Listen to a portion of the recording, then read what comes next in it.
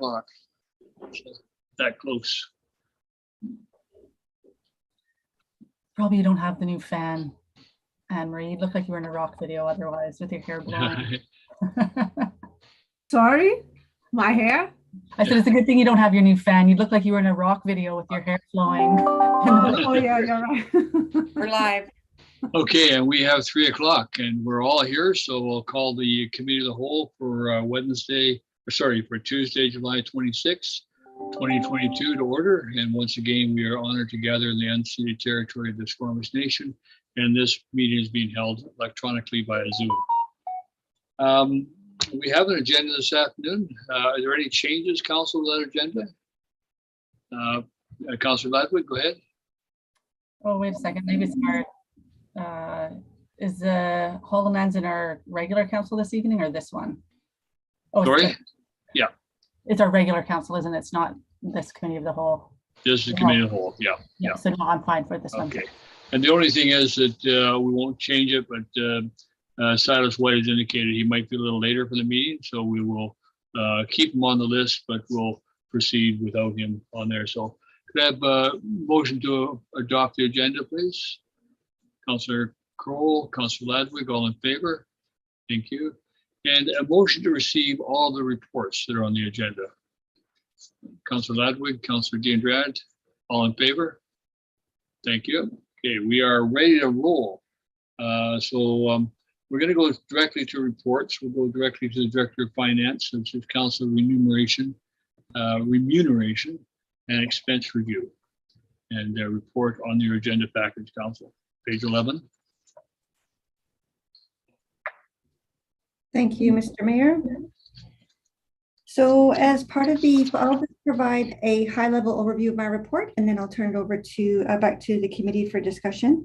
So as part of the 2022 budget discussions this year, staff was requested to bring a report back to committee with a review of remuneration levels, and this is to have a discussion prior to the end of the current council's term. The last council remuneration was reviewed in fall of 2018. And as you're all aware, the next municipal election is this fall. So the bylaw is being brought back to you at this point for review. And I'm also bringing policy 1.27, which is expense and reimbursement of vehicle insurance at the same time, because they're tied together somewhat. And so council remuneration and expenses under bylaw 963, and it provides for reimbursement to the town's elected officials. The table on my report, page 1, shows the levels that were set as part of the 2018 review, and you can see the 2018 numbers there. And I've also got a second column that reflects the current amount, and that shows the effect of the annual CPI increase, and that's part of the remuneration bylaw. In addition to receiving an annual indemnity, council members also receive reimbursement for expenses during courses of duties. That's in section 4 of the bylaw, as well as extended health and dental, and that's in section 5 of the bylaw. From a remuneration, from a basis of comparison, it's recommended as best practice that you look at similar local government jurisdictions as the preferred basis for determining our remuneration. And population is generally seen as a good starting point for this because it's a useful comparison of workloads for elected officials. And so on the bottom of page 2 there, I've got information, and this is drawn for comparative municipalities in the range of 4,000 to 9,999 population, and this is from the Civic Info Survey, and it's giving you 2021 data, and this is only governments that actually participated, and so there's a fair number in there, which I thought was very helpful. Page 3, so the table on page 2 is shown by population, kind of smallest to highest. The graph on page 3 is sorted by dollar amounts, and it's based on the mayor remuneration. So I displayed it that way to just give you that other view of it. And so you can see council's remuneration is similar to levels paid by Trail and Fernie and Kent, and also Osoyoos. And Osoyoos, the way they reported their numbers, they have an expense allowance, which is quite significant, which I think is probably part of their remuneration in this context. And so if you include that as a total, then Gibsons is also very comparative to Osoyoos as well. And so I provided a couple of median remuneration totals, again, with Osoyoos either including that expense adjustment or not. Gibsons is above the median amount in both those cases. And as you're probably aware, from regionally, District of Sechelt recently did a review of their remuneration, and their rates are being proposed to take effect on January 1st of 2023. And those amounts are listed in my report as well. And so if council does propose any changes, again, the best practice is to consider having the changes take effect at the beginning of the following term, although that technically is mid-November, I guess now it used to be December. In the past, we've gone for the calendar year just for simplicity's sake. And so it's always been as of January 1st of the following year. And so part of, Gibson's council includes a youth council member, and their remuneration is under the council procedure bylaw. And for them, the terms of reference for the bylaw says that the youth representative receives an honorarium of up to $75 per council meeting or committee of the whole meeting that they attend. And the practice has been to pay the full $75 to the rep that's attended. And if the main youth council member isn't available and the alternate representative attends, then they get the honorarium instead. And we track that and pay that at the end of the year, as was just recently done. And so as part of this report, also, I mentioned I was bringing policy 1.27, and this outlines parameters for reimbursement of expenses. And in this policy, most of them are travel related, but it is scheduled to be reviewed every 5 years. And the next one is scheduled for this November. So I thought very timely to bring it to you today. And also the topic of submitting receipts for phone and internet has been a bit of a topic with council lately. So I thought, well, this is good timing as well for that. And so I did provide on that specific topic, I provide an excerpt of item number 3.9, which outlines the parameter for reimbursement for telephone internet. And historically, although it doesn't specify there, historically the town has reimbursed 1/3 of a council member's cost of their actual costs. And that is tracking based on previous CRA legislation that mimic taxable versus non-taxable type of remuneration. Stipend, I guess is the right word for that in that context. And so if council wishes to remove the requirement for receipts submitted and move to a flat amount, I did provide some, we'd have to figure out what the appropriate amount would be. I did provide some ranges of claims, historical claims for this council. And I did list also some limitations to that approach, and as well as an advantage that could be seen for that. And so I'm just going to turn over to you guys in a moment. Just next steps, basically, once you discuss, if no changes are decided upon, then no further actions needed. If the committee wants to make recommendation and council approves the changes, then a bylaw amendment or revised policy will be brought back to council this fall for approval. Okay, thank you very much, Mr. Mayor. Director, thank you very much, and thank you for a very thorough report. Interesting to see how we measure up against other communities. I think it's always good to do. It's also interesting to see how that CPI incremental increase affects our rates. And I think that one thing that we need to remember is that in 2018, that's the year that the federal government, did away with the 2/3 and 1/3 taxation expense allowance. So that's why we actually went to added an increase at that time, because previously to that, a portion of your remuneration was tax-free, and then suddenly all became taxable. And so that changed the remuneration formula at that time. So, and that's why we did that. Other communities are still catching up. Sechelt's just in the process of doing that. So I'll go to council. Does council have any questions? Go Council Kroll, then Council Diandrade. Thank you, Mayor Beamish, and thank you, Lorraine, for a great report. Just a matter of clarification. In this suggestion that a flat rate be paid to cover expenses, that amount would become taxable. Is that correct? Yes, that's correct. That's one of the drawbacks or implications you want to keep in mind if you did want to go to a flat amount. Yeah. Okay, thank you. Council Diandrade. Thanks, Mayor. Thanks, Lorraine. I noticed the deputy mayor standing committee chair remuneration plus the meals have not been updated, like according to inflationary rates. But my question is, how long? When was the last update? Since when do we have breakfast at $20, lunch at 25? Do you have the year? Thanks for that question. So I don't have the year, but I looked at the equivalent, the recent collective agreement and other policies that have recently been passed, and this amount is consistent with those. I think the meals allowance was, I'd say, a couple years ago potentially that was updated, but I'm sorry, I don't have that date with me. And the deputy mayor, that amount hasn't changed for quite some time, and that number is not indexed to inflation as the way the bylaw is written.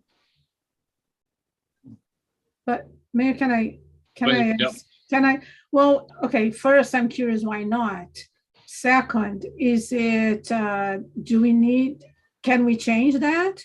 Because I find, especially this year, for example, inflation by the end of the year is going to be close to 10%, realistically, even the index is less. And breakfast, really $20? McDonald's, maybe. So I'm just wondering if we could revise that, and how much can we choose these rates, or do we have to abide with certain rules? I can speak Director, what's been the practice in the past? the practice in the past. Well, for the deputy mayor, the CPI adjustment, that one, it would require, is of course open to council to change that if you want to tie the CPI, and that would just mean a change in the wording of the bylaw that would make sure that is covered as well. From the meals adjustment, that one generally what we find is actual costs. We get sort of feedback from either council or staff, and they come back from conferences and say, look, hey, this, the cost of these per diems isn't matching what actual costs are out there. I haven't had that feedback myself. I'm not sure if it is happening and just not filtering down to me. I know a while back, maybe it might have been, I don't know, 5 years ago, we had a lot of feedback. Whistler especially was an incredibly expensive place to be a conference, and their per diems, if council or staff went to Whistler, we found that it was not covering, but elsewhere in the province, it seemed to be a good match. And so really previously it's been more of on a information coming in saying, hey, these numbers need to be caught up. And we haven't had that, I haven't heard that feedback for a while. Thank you. I think that probably because we haven't been traveling, that we haven't seen that. But Yes. that being said, you go to ABICC or Whistler, you're going to get almost all your meals included when you go there on a conference. So there's very few meals, unless you choose to not go for breakfast, or choose not to have lunch, or choose not to go to the banquet. Your meals are all included in the plan, and then they're not bad. It's not just a muffin and coffee. It's generally is eggs and sausage and bacon and coffee and the whole meal package. So, and I think that's why we're not seeing that. We haven't been traveling. So maybe look in the game. Maybe the UBCM is in Whistler game this year, so it'll be interesting to see how that works out. But if you're there at 7:30, you're going to get breakfast.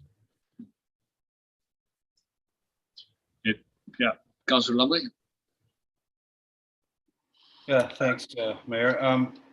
The one thing I kind of stress on this, and it's not really looking for more money. There's a couple of things. You don't want to pay someone so much that they consider this a job. People shouldn't run for jobs. They should run to help the community. And the other thing is that even though the population is one indicator, but after 8 years, I truly believe that, there's a lot of pressure on councillors in Gibsons and areas like Gibsons, which is, again, I know I've spoke to to you, Mr. Mayor, about this. I spoke to the last mayor, and I think most of the last council agreed that, you know, belonging to the AVICC is kind of the wrong spot for Gibsons, because I think our issues are more tied to the mainland than they are to the island, and which creates an even greater stress, or maybe greater, you know, council, because you know we're this bedroom community to a major Canadian city, which influences everything in our lives, and is leading to homelessness, more affordable housing problems, and so on and so forth. So, I mean, being a $4,000 person population somewhere else, that like we're just a growing community, and it's only going to get it's only going to keep growing. We're a destination, a tourist destination. It's only going to keep growing. We don't have some of the benefits that a resort municipality might have.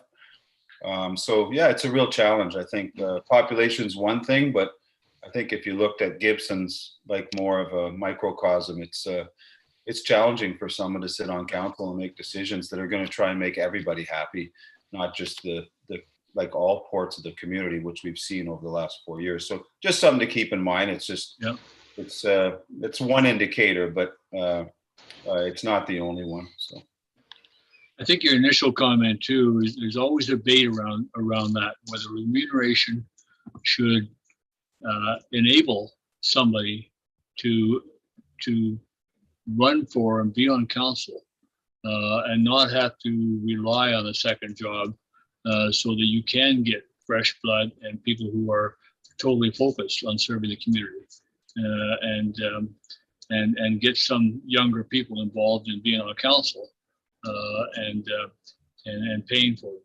And it's always we're that side of the community that doesn't work. But I'm relatively surprised to see that the Seashell, which is twice our population, is just catching up in terms of their remuneration at this time as well. We don't, especially for council members, one could make the argument that you could be mayor and have a living wage, because when you combine it with the SCRD remuneration, you are in that area of $60,000 a year, and suddenly now you can look at it. So somebody, you know, and I hope people do look at that. It's a big commitment, but you could look at doing that as a $60,000, not $60,000 plus job, probably closer to $65,000 a year, to be mayor and on the SCRD. So that is certainly a possibility. You can also be a councillor and on the SCRD, and you get that extra SCRD stipend. So it is possible. Other thoughts, Councillor Ledward? Yeah, like I think because of the size of our community, it's not realistic to think that this would ever be a full-time be able to pay like it is, considering the cost of living. But I have to admit, I do worry about the lack of interest in running for local government, and sort of the quality of candidates that are stepping up. Like when we were running 4 years ago, there was a campaign school that was put on for women primarily. And I attended it, and there was about 30, I believe, roughly, I'm just guessing, about 30 women that signed up for that workshop. And we tried to run it again this year, and only 2 or 3 people signed up. And so, I mean, I'm not saying that money would help, but it seems to help sometimes. Yeah, that's right. Yeah. So I don't know. It is a fine balance, and I'm not sure exactly what the answer is. I will say, if I read this correctly, it looked like Seafeld is now putting in a 2% annual increase. Did I read that correctly? Seychelles is going to $50,000 plus the 2% annual increment. 50,000 for councillors? I thought Mayor. 25 for councillors, right? That's right. Yeah. But followed by an annual 2% increase effective January 1st. That's correct. Yeah. I think that's a reasonable approach. I think that. Which is what we've done. That's the same approach we've taken. Right. Okay. Oh, I didn't know if you incorporated the 2%. Okay. Yeah. Okay. So I think, and seeing all the other municipalities of similar size and similar remuneration, I think we're sitting quite reasonably. Yeah, I agree. Yeah. Councillor Deandra? Just a reminder, when you mentioned, I'm talking about the meals, we only charge the meals if meals are not offered. Am I correct? Well, If we go somewhere and meals are not offered. you're correct, but that being said, there's always going to be an exception. You don't have to go to the meal. If, for example, you choose to have a meeting with another counselor from another town, and you say sitting in the banquet hall of the Vancouver Convention Center is not the right place for that meeting, you can go and have that meeting and put a receipt and put an expense in. You just have to explain why you did that. Yeah. The only ones that you pay extra for when you go to a major conference are usually the banquet dinners. Yeah. Mhm. So Mayor, in this regard, I support that the director of finance do a comparison, because I think it doesn't make sense to me that salaries are upgraded, but even the deputy and standing committee chair remuneration is not, and the meals are not. I think everything should be, and then everything grows accordingly, and then you have a coherence. Yep. And may solve some of the issues, or may address a little bit the things raised here. So, sure. Council Edward? Yeah, I support that idea, Councilor Piedra. You're saying provide the 2% increase on everything, not just remuneration, but also on expenses and stuff like that? yeah, and food, who knows, maybe in the future food will go beyond with all this crisis that we're experiencing. I think it's just to be realistic, not making difficult, but having some sort of assessment at the end. Yeah. It's reasonable to me. I did want to talk about expenses, because that was, I have brought up the issue of cell phones and internet. So my whole reason in bringing that up is it just to me seems like sort of a silly use of both staff and council's time to dig through their receipts for, I don't know. So what people submit 2 invoice claims a year, is that correct, for their cell phone? Quarterly, supposed to do it quarterly. Oh, it's supposed to be quarterly. But you could do it biannually. Right. So, but like roughly it works out to be about $500 every 6 months or something. Like, I mean, it's a fixed amount for the most part. I don't know how people could get such big cell phone bills. I mean, we all have a cell phone and we all have the internet. It's about $500. We don't all claim it. I know I don't claim it because I don't have the time, and that's my whole point. Yeah, that's right. And so some are reimbursed in other ways. When I had my company, when I've worked elsewhere and had my company, it was all paid for through my company. I never claimed it. Yeah. And that's been my issue when I first got on council. I was a little disappointed that it didn't come with the tools for the job. Like most jobs come with a computer, a phone. Like it's like, now don't get me wrong. I don't want to, I'm not asking for the phone, but we did get computers as a result. Yeah. And I just think that a flat rate, we should just get an allowance, period, and just be done with it. To me, it would be, I would look at that bylaw at $1,000 for internet and cell phone use throughout the year and be done with it. And don't spend any more time on this. Yeah. Councillor Kroll? I certainly hear what Councillor Ladwig's saying. The other thing is the tax implications that now you're going to pay tax on that $1,000.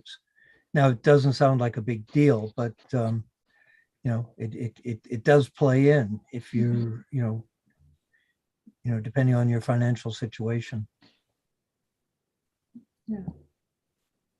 I don't know about how much. Councillor Deandrad? Yes, I agree. I think it is a desirable thing to have the tax at a flat rate. It makes everybody's easier.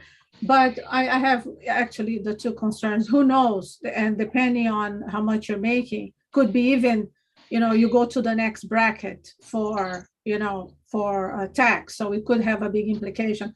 And the second is, I can see the average, it's around 700 something, but some councillors had 1,000 and others 500. So the ones that have 500 would gain, great. But the ones who had 1,000, and if you play 1,000 over the year, it's 12,000. So it would be a difference of $300, is $3,000. So I think that's the challenge. Yeah. I actually believe in going through the process and having a paper trail, and having being paid on the basis of receipts. Mm-hmm. Very few things that we do that's not paid. And the only one, frankly, is your per diem, your travel per diem, travel allowance. And we use that so seldomly. But I actually believe in the paper trail and having that accountability for the process. I guess I've just been in government too long. I've never had that, pot of money that you could actually access without having a receipt. My God, no receipt. Yeah. Mhm. So yeah, it's and I'll go back to not everybody needs it because they may get reimbursed in other ways, and so that you just got to be careful of that too. You don't want to be reimbursing people twice, and then the explanation is, well, how come? Councilor Ledwick? We don't need to beat this to death. It's such a small expense. It's just kind of silly in my opinion, but everyone here, I should say, uses a cell phone and internet, everybody. So we're all using it. We're all using our own homes to do this job. Businesses everywhere, lots of businesses offer allowances for cars, for all sorts of things, just to do the job. It was just an observation. It was $500 every 6 months to me. Seemed like I would just gone for the lower of the two, but whatever, it doesn't matter. If council wants to keep taking out their receipts, that's fine. I'm not hearing a motion, so Okay. yeah. So, but that being said, I did hear that you would like to review the per diem rates for travel. And Director of Finance, do we require a motion for that, or is that something you'll bring back? That is something that I could bring. I mean, a motion is always helpful, but I can bring that back in the fall. Let's do that. Yeah. Councilor Diandrade, did you want to make a motion? I can make a motion, but also not only the meals, but also the deputy mayor, the standing committee chair, right? The remuneration. Yeah. I think he should also follow some, otherwise it doesn't make sense to me. I like things that make sense. Yeah. So I'll make a motion. I actually think the deputy mayor position should actually simply be paid more, not have a 2% raise on it, but should probably be paid somewhere in the area of $250 a month as opposed to $100 a month. Yeah. So the motion could be just for the director of finance to do a comparison or maybe just come up with some figures that make sense. For the deputy mayor position, as well as for the per diem expenses while traveling. Mhm. Is that what you're suggesting? And the deputy mayor and standing committee chair remuneration. Yeah, got that. Thank you. Do you make that motion? Yes. Yeah, seconded by? I'll second it. Okay. Seconded by me. Discussion? Councilor Ledwick? Just to be clear on what we're voting on, is it to have staff review, like? Review and bring back to you. All right. Okay, see no further discussion. All in favor? Thank you. And yeah, probably no rush, I don't think, other than maybe for in time for the end of the year, so that can be factored into next year's budget. Okay, thank you. Great. Okay, do we have Silas White with us yet? We do not. Okay, we'll go on to report 4.2, Kirsten Defoe, Planner 1, amendment to the zoning bylaw. And Kirsten, is this your last appearance before us? Or do you come back tonight? This is my last appearance before you as the committee, but I'll see you in the public hearing today. Okay, well, we have very much enjoyed having you with us and your very fulsome reports. I really appreciate that. It's been very great pleasure for us to have you here. So thank you. Very much. It's Okay. great to hear. Yeah. Now that being said, you got business to attend to. Thank you. I'll go ahead and share my screen. Thank you.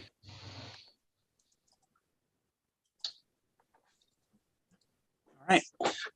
So the project to be described today is an application at 609 Glen Road for a proposed zoning bylaw amendment to reduce to 500 square meters the minimum lot size for subdivision. The purpose of the report in this presentation is to obtain recommendations from committee to council for direction on next steps for the requested zoning amendment. The subject property outlined here in blue is located in the Heritage Hill neighborhood at the intersection of Glen Road and an unbuilt section of Beach Avenue with additional lot lines at Hicks Lane and Gibsons Way. Property is currently developed with a small single-family home on the western corner of the site and is surrounded by the predominantly single-family Heritage Hill and North Fletcher neighborhoods. As could be seen in an excerpt from the 1910 subdivision of Heritage Hill, the current size of the subject site is the result of the original lots 21 and 22 being consolidated. I believe that happened potentially prior to 1910 when this plan that this is an excerpt from was created. The land use designation of the property under the OCP is low density residential 1, which you can see is a designation shared with most of the Heritage Hill neighborhood. The 20 units per hectare density anticipated by this designation corresponds to 1 dwelling per 500 square meters. And therefore, as the requested rezoning to reduce the lot size to 500 would be to allow development in accordance with the OCP, no change to the OCP is necessary. The property's current single family and 2-family residential zone 3 or R3 zone is shared with us surrounding properties in both Heritage Hill and North Fletcher. The site is also subject to the town's general view protection regulations. Any future development is noted to be required to satisfy needing to satisfy these requirements, and those requirements are not proposed to be changed in any way with this rezoning. The applicants propose to subdivide the property into 2 lots of approximately 500 square meters, and a preliminary subdivision application is currently under review by the town for this. You'll notice how the proposed lot lines echo the historical lot patterns of the Heritage Hill neighborhood. However, with the current requirement of 555 square meters as the minimum lot size for subdivision, the R3 zone would not allow for this subdivision without a rezoning. The applicants in their application documentation for the rezoning application have requested the R5 zone. And while staff recognizes that this would allow them to achieve their desired subdivision, my staff report does identify reasons why a site-specific reduction to the minimum lot size within the same R3 zone would be a better approach. So the proposed zoning amendment bylaw retains the lot's R3 zoning, but seeks to introduce a site-specific condition to the zone to allow the reduced lot size. So this is an excerpt from proposed bylaw 1065-69-2022. It identifies the specific legal description of the subject site and the reduced lot area. It wouldn't change the lot area for any other R3 property. It also wouldn't change the requirement for the size of duplex lots that are allowed in certain larger sites in the R3 zone. It would only be the minimum lot size. The applicants have, as part of this application, provided a CAC offer letter consistent with policy 3.14. This is for $10,000, which is the standard calculation for rezoning, which would allow the subdivision to create 1 additional single family lot. So referral comments were received from all referral agencies except for Vancouver Coastal Health. No concerns or objections to the rezoning were raised through these referral comments.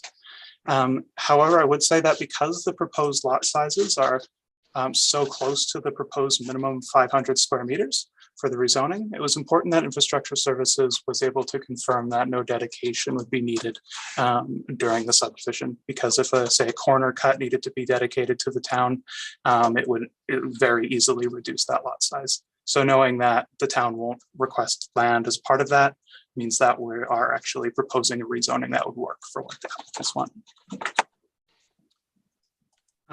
The staff report does recommend 1 alternative recommendation on page 9. This alternative recommendation is for council to direct staff to prepare a zoning amendment bylaw to apply this reduction to minimum lot size to all properties in the R3 zone within the Heritage Hill neighborhood. In addition to the subject site, There are 8 other lots in the neighborhood that have been consolidated since the 1910 subdivision. Each of these could potentially re-subdivide to the historical form if a wider rezoning was adopted. Though I would note that the 3 properties on Balls Lane alignment might be a bit tricky due to access and steep rear slope issues. However, the recommendations from the staff report are as summarized here. Staff recommends that first and second readings are given and a public hearing for the zoning amendment is scheduled. Furthermore, it is recommended that the CAC offer letter is accepted. And then I'd also note so that the public hearing can be scheduled to coincide with the timing of the public hearing for 504 South Fletcher, which was discussed on the 12th.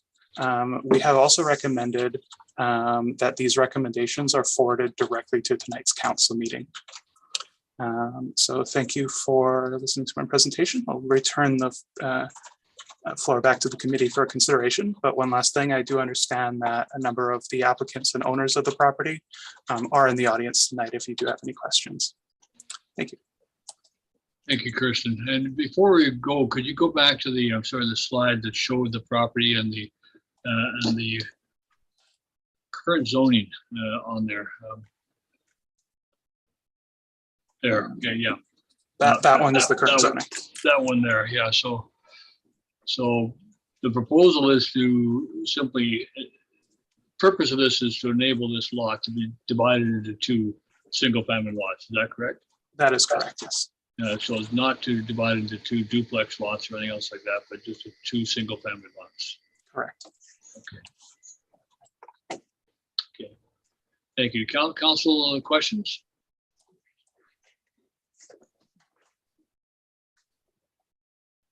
Not seeing any question. Or Councilor Jane Drag, go ahead. Yeah, I don't have a question. I have a comment.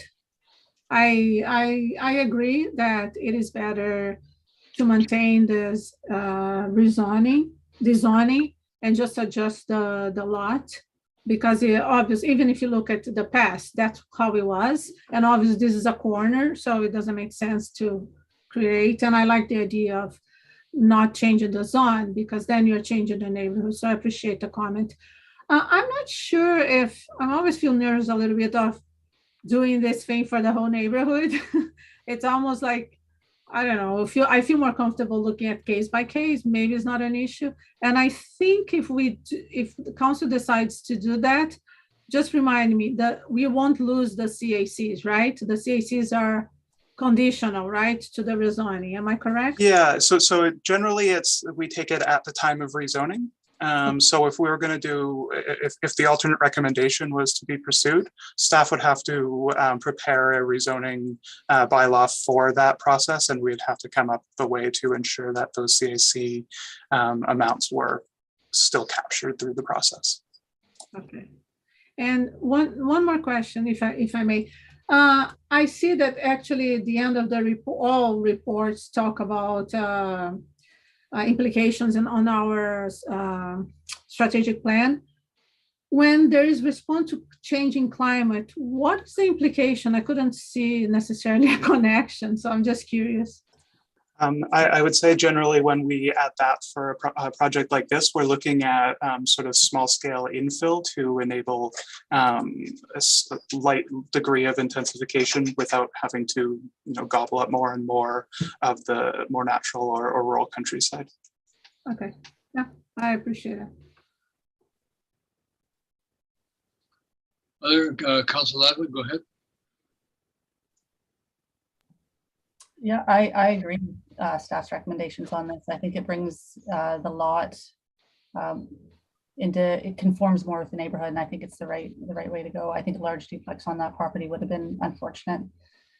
So I think this is a really good plan. So I support it. And just as a side note, I used to live in that house. My second child was born in that house. So it's kind of but I think this is good. I think it's a good use of that property. It's a lovely property. So I think it's a good decision. Councilor Kroll. Thank you, Mayor Beamish, and thank you, Kirsten, for the report. It certainly makes sense, going to the smaller lot size for that area is more typical of what is currently existing. So I would quite happily move the staff recommendations associated with this report. Okay, moved by Councillor Kroll, seconded. I'll take Councillor Lumley. Okay. Yeah, I agree as well. I kind of wish the owners would show interest in buying our dead end piece of road there and attaching it to a lot, because that would be a useful thing as well. So that's something we've certainly prepared to discuss. So yeah. So having moved and seconded. There's a lot of interest in that one. So Yeah, it's an odd size. I don't think it's 500 square meters. So that it would be an ideal thing to attach to a lot. That's usually the way they go with those orphan properties. So, but that's not on the table. So I'll call the question. All in favor? Opposed? Seeing none. Again, Kirsten, thank you very much, and we'll see you later. Thank you. Thank you. Okay, next on the agenda, assuming that Mr. White's not with us, we'll go to item 4.3, Director of Finance, Q2 report. Q2 quarter two report. Sorry, fumbling there. Back to you, Director of Finance. Thank you, Mr. Mayor. And so this Q2 report, the bulk of it's a really busy quarter for finance. And so in this quarter, what we are working on, and Council's aware of a lot of it because you're heavily involved as well, is finalizing the budget and then the associated financial plan and tax rate bylaws that go with all that. We also at the same time are finalizing the prior year audit and the financial statements for your approval. So that was in April. At the same time, we then switch into the current year and we look at, we start doing spring utility billing. So that's a big part of Q2. And then hot on the heels of that is the tax season. And I'm really pleased to say that both the utility billing season and tax season went really smoothly this year.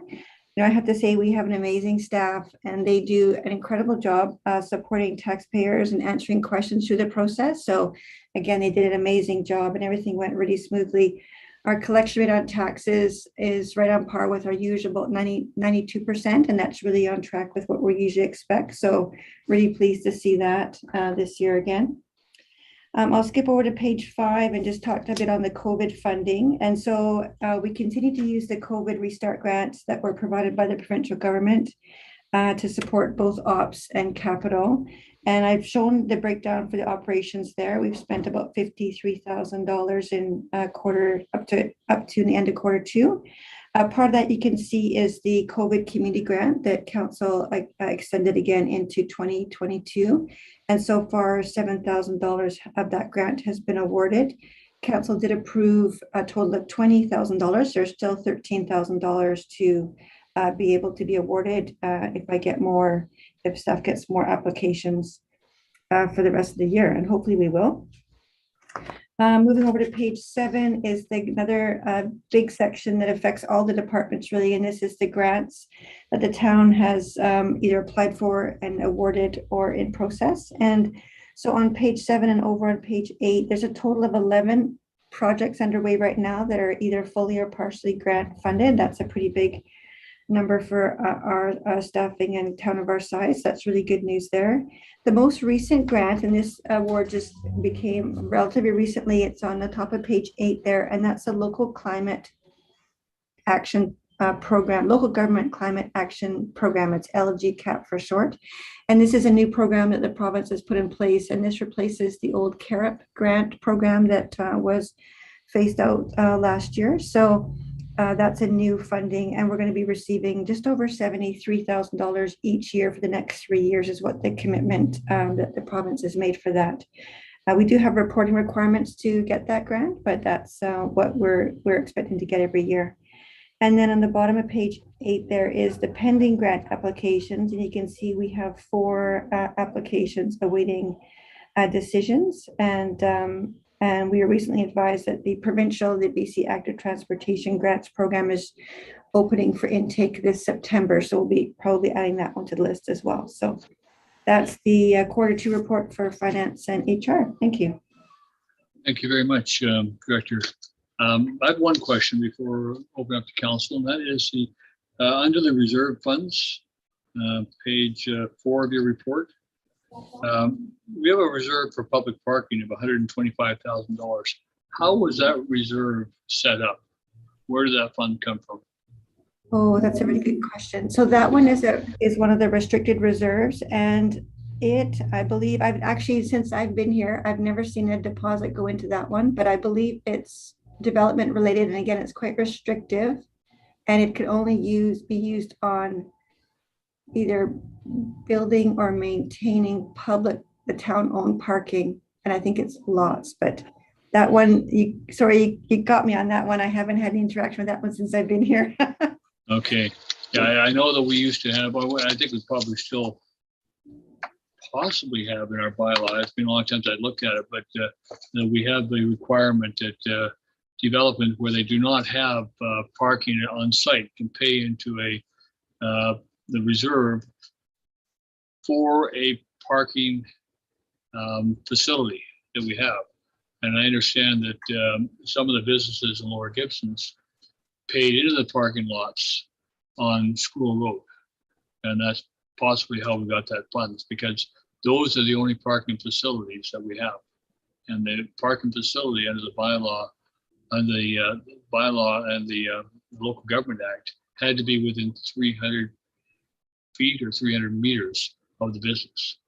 And so you had to have a parking facility, and then you could charge a fee for businesses to offset their parking requirement by paying into that facility.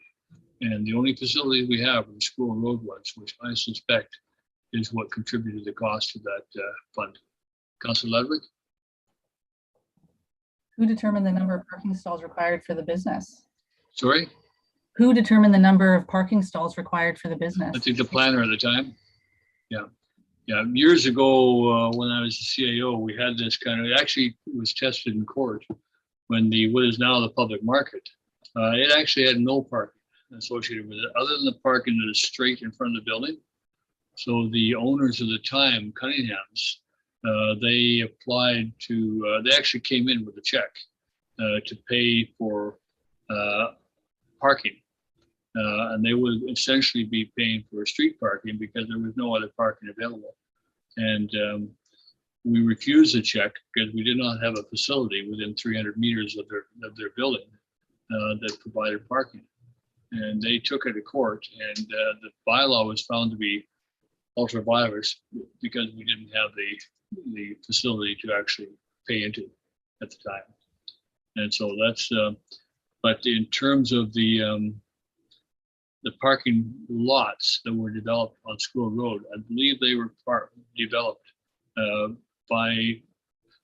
with the intention of being a facility that businesses along in the downtown area could pay into to offset their parking requirements. Councillor Kroll? Thank you for that, Mayor Beamish. I know when Castle Luna was built, they didn't have any on-site parking, and they had to actually, they actually created a bit of an underground parking garage in the Heritage Hills.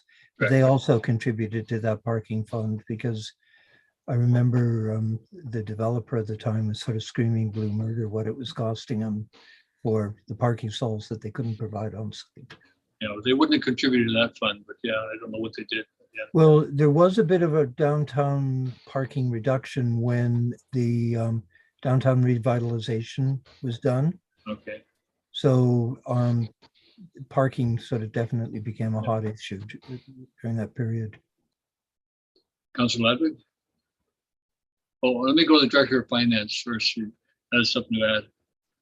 Thank you, Mr. Mayor. So yeah, I was just looking up the bylaw, and you're right, it's back to 1987 on that one, and it is a reserve fund with which to provide public parking in the downtown area, and it's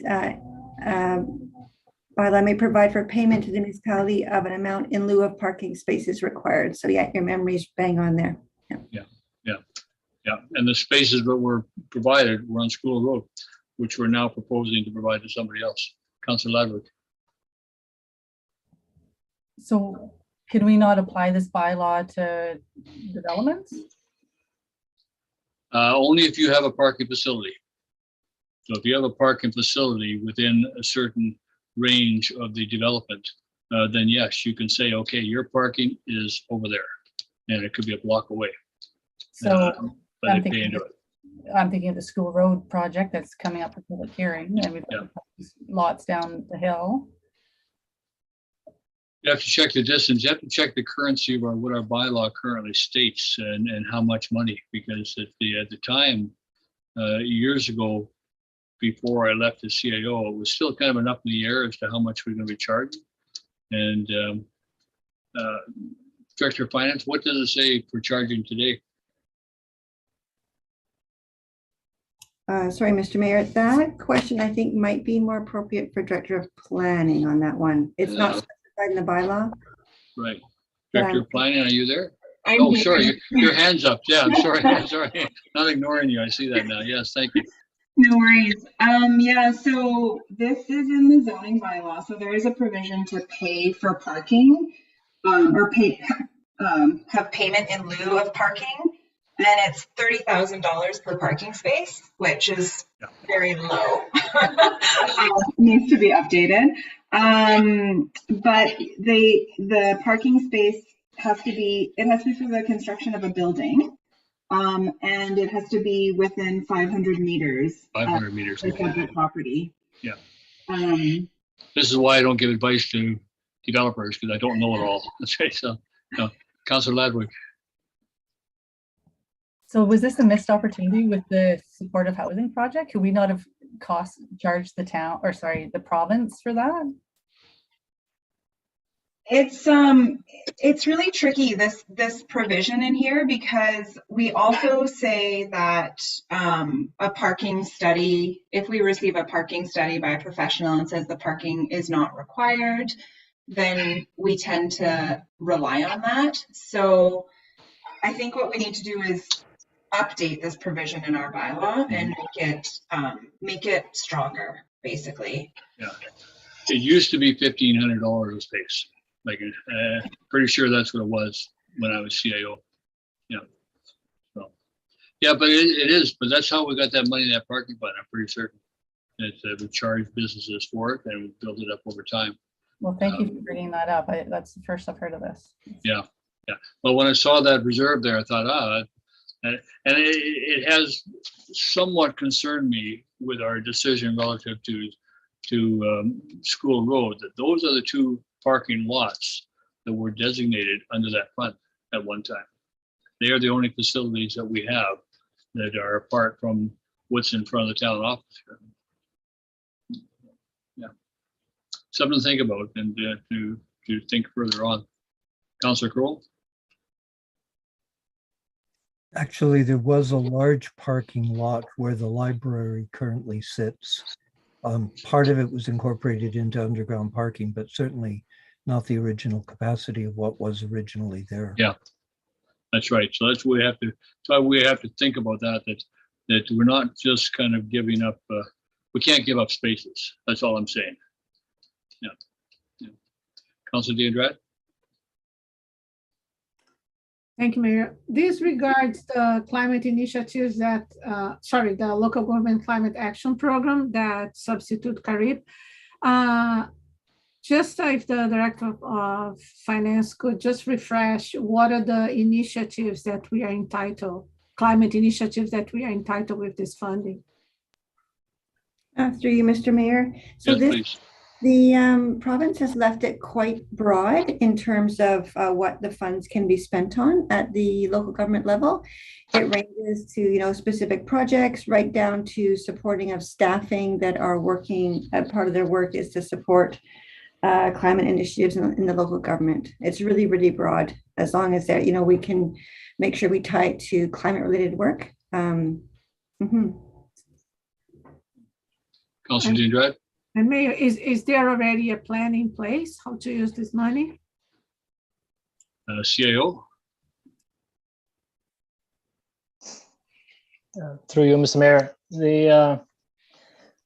we just got this grant a couple of weeks ago or so. So we've had some conversations, just looking at the capital program. We've got the carbon neutral plan for the operations side. Our current one is a bit outdated. The other aspect of it, it's around continuing. When you see in the report from infrastructure, the type of work that Michelle and others are doing around the adaptation, sort of continuing to work the next level of sort of the source to see the sort of phase 3 or phase 4. We're hoping to come back in the fall to council with, because that's this grant is for 3 years, about 73,000 a year, and it is in essence something that's sort of how to best apply that over the regional energy plan. So there's no sense of duplicating that. The SCRD is doing an update there, as you know. So for us, it's at the moment looking at the adaptation side, corporate energy plan, and let's see the work around trees or restoration. It's not a large amount of dollars per se, but it is helpful to get to some of the items that we never seem to identify funding. Like we've been deferring our carbon neutral plan for at least 5 or 6 years. So just that type of thing. But we'll come back in the fall and clarify that with council. Follow up, Councilor Diendrath? Just follow up. Could this be used with the urban forest plan? Our urban forest? It could be possible, right? Yeah, absolutely. Yeah. Just have to demonstrate how that's related to the adaptation or mitigation on our climate strategy. Councilor Kroll. Easy. Thank you. Thank you, Mary Beamish. Under Strategic Priorities Fund through UBCM, there's the Lower Watershed Climate Activation or Adaptation through Natural Assets. And there's a great report from staff in our reading file. Speaking of reading files, in our July 22nd, which isn't on the current thing, there is federal funding that's been made available for Government of Canada applications to the Natural Infrastructure Fund, which has a deadline of September 27th, which is why I'm bringing it up, because by the time we come back and have a reading file before us, it probably will be past that date. So I'm just wondering, with the presentation that's being done with the Lower Watershed Climate Project, can you double apply and suggest that we apply to the natural infrastructure with the work that's already been done for this one application? CAO. Through you, Mr. Mayor. We'll have to look at that. There's a couple of other projects that might be more shelf ready than the one you're referring to, which is a combination of our different parks and waterways in Lower Gibsons. And we're talking about the foreshore work that was done in 2015 and 2017. So we've got design. So it's a question of what really needs money to rebuild it or to restore that area. Georgia Beach is another area that would need some work. We also have we've been working with the Sunshine Coast Solar Society. They've been volunteering some of their students' capacity to help us with some energy audits in some buildings. So those, but this last federal one that you mentioned is primarily for natural asset restoration. It's Natural Infrastructure Fund, so it's usually natural assets to support community infrastructure. But I just wanted to flag it because the deadline for submissions is September 27th.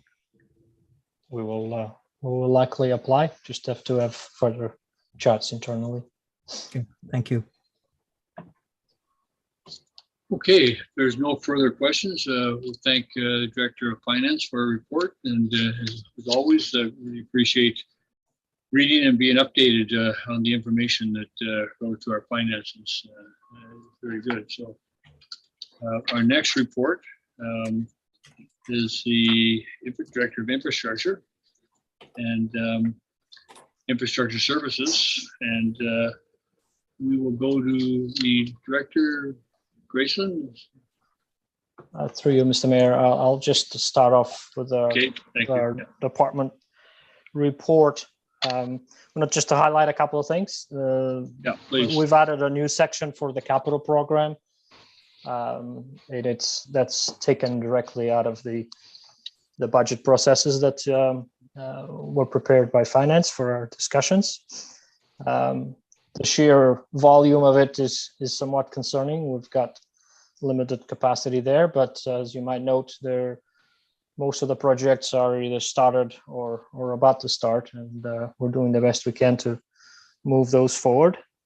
I do want to sort of give an opportunity to our staff. I know that Michelle is here, but Graceland in particular, and we've got John and Tyler and Paul, I believe. So they all have worked hard on their different sections, and with your permission, I'd like to give them the floor to present their portions, please. Thank you. Before we do that, I just want to thank you for stepping up. I noticed on the chart on page 53, in terms of the lead, you have several new jobs now, and so that I'm hoping that and for those who may not be aware, that our previous director of infrastructure is retired, and CAO is stepping into that position until we are able to recruit and replace that position.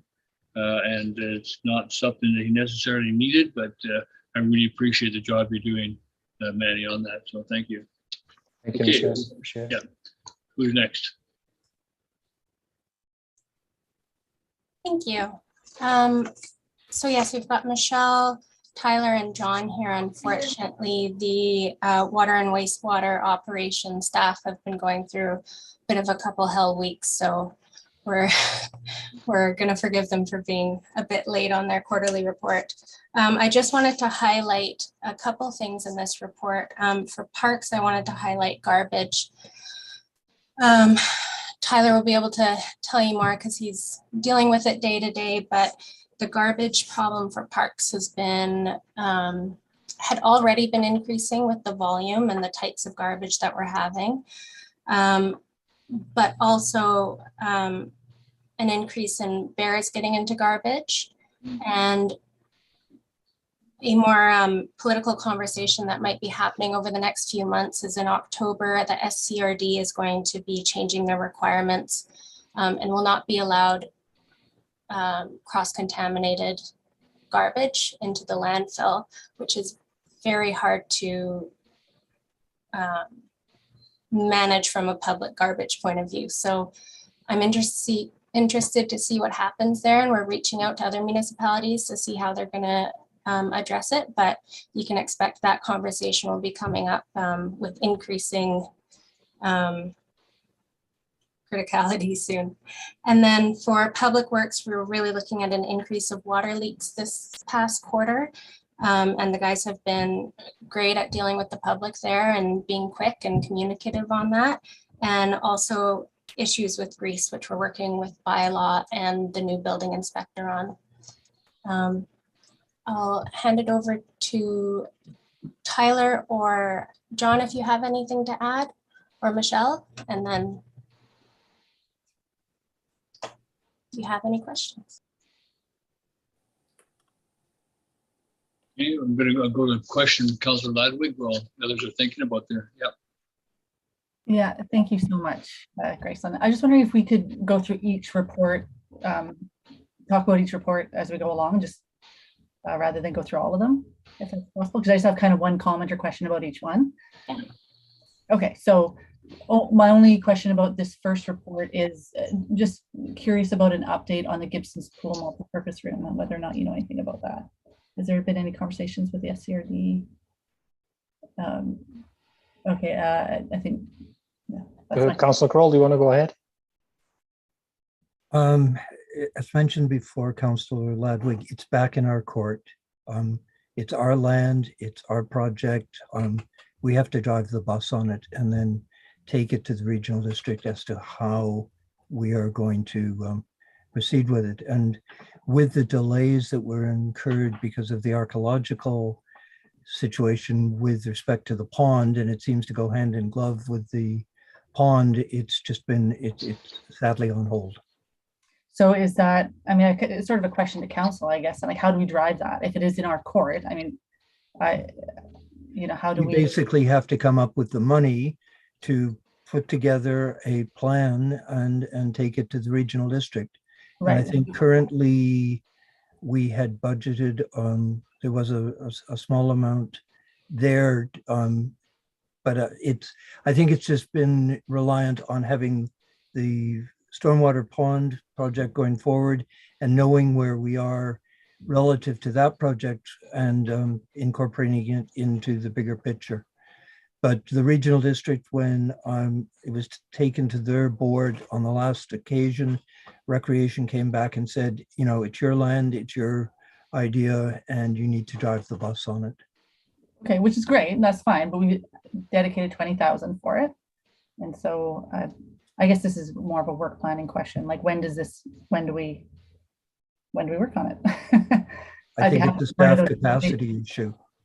And prioritizing workload. Yeah. So I'm trying to figure out, if council members could be part of that conversation, how much of a priority is it? That kind of thing. I certainly, it's been a priority for me for a long time. I've raised it a number of times. So that's all. So that's my one question about this report. I would like to see work start on that project, but I understand everyone's very busy. So. Sheo, did you have another comment?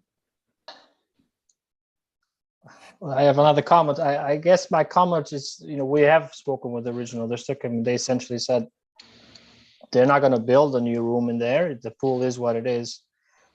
If we want to have that discussion, we do have a sort of a seat at the regional conversation on recreation. Now, for the town to just simply go on their own and another building, we've got $20,000. We can get maybe a couple of concept drawings.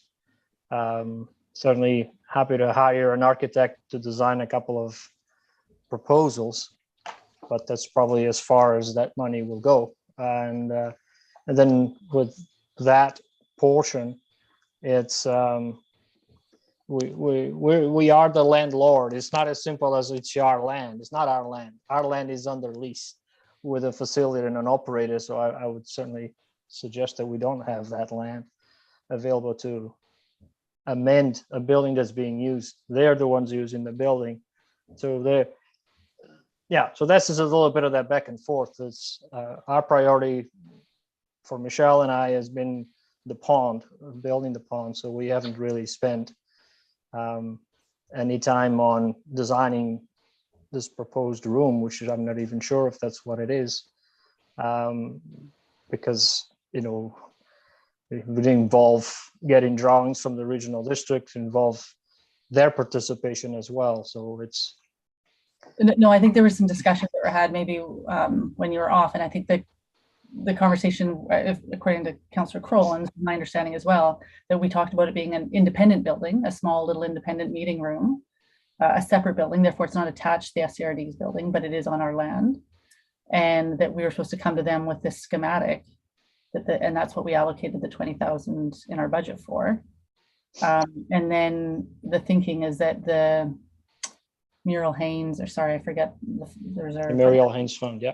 Yeah, that could be used as kind of seed money that could go in towards probably writing grants, even through COVID, because of the, the limitation, or like who knows where the grant money could come from, but seems to be a lot of grant money kicking around these days. That, this would be a multi-purpose room that would not only enable children and families to have birthday parties at our pool, but it would also be a bit of an educational facility for the pond that you guys are working on. So it would appeal to both from an environmental perspective. People could use this as a meeting space. It would overlook the pond. I get that this is long-term planning, but we have this vision for this separate building that could be quite lovely and part of the pond plan, but we just need to move it forward with an architect to come up with a schematic for the SCRD to consider. So that's my understanding of it as well. Okay. Councillor Deandret. Thank you, Mayor. I just want to make a quick comment. I know last quarter report, I praised a lot the new infrastructure reporting design. But I just want to emphasize, I really appreciate the progress and next quarter anticipated work. I think perhaps this was in the past, but I'm starting to notice now, or maybe this is new. I think it really gives us an idea where things are and avoid questions. So I think it's great to have that, and for the public as well to understand where we are at. So I really appreciate that. Yeah, I'd like to go back to Councilor Ledward's issue though, and I think that we should see if we can't find a way to task somebody with come up with a concept plan up there, and maybe in concert with the pond and how that could all look as a finished product. I think you could probably do very well with kind of like something from Click Homes as a modular building set up there, placed up there, and that would look good. Yes, it'll cost probably more than $200,000, but maybe not a lot more. And something to look at in the future. Councilor Kroll? Thank you, Mayor Beamish.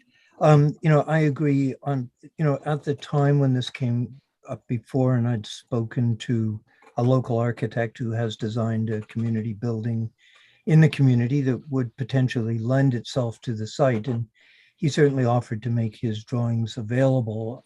They are his property. But the other issue we have is tying it to the pool and using the funds from the trust. If recreation were to decide to relocate the pool because of its life expectancy and putting it somewhere where it was more effective, there's works afoot in conversation with things going on at the rec center. I'm just wondering, would we be allowed to use that the Muriel Hayes funding for a building that potentially could be involved with a pool that moved to a new location? So that was just a question that sort of came up in one of the discussions I had with it. And I didn't pursue it at this point because I figured, we're tying this sort of to the pond and an education center and making it an asset that would work with the pool, but not necessarily tying it to the pool per se, other than perhaps a linking corridor. I talked to Mayor Rowe about that a few years ago, and he felt there would not be a problem with changing the trust to be able to use it, as long as it's used for a community purpose, as long as it initially is tied with a pool. Things change, and so that I don't think that would be an issue. We would have to address that. Definitely. I'm certainly willing, with the conversations I had with the local architect who's willing to work for us. I think you were a party to a conversation I had with Chris at the Squamish Nation, who indicated that the Squamish builders might potentially be interested in working with us on the project. So I think there's some options there. So I'd be happy to work with Councillor Ladwig if she wanted to see if we can move it forward without it being too cumbersome for staff at the moment. Yeah, I think you got August coming up, but you got nothing to do. That's great. Councillor Ladwig, go ahead. Oh, yeah, I don't know how you go about this. We just call a couple architects, but I'm happy to make the calls if that's. Yeah. Well, I think you need to know, it's kind of like what you're doing down at Holland Lands. You need to know what you want, what kind of size, what the purpose is, how to, so that a builder could look at it and say, yeah, 20,000 square feet, 10,000 square feet, 5,000, I don't know. And that's the key, what you want and how it's going to be used. Councillor Lumley? Yeah, I mean, I can't help but think in the back of my mind that there's more pressing issues that are contained in these reports, like already brought up as the garbage. That's going to take a lot of money, and I think we have to re-examine the town's whole garbage.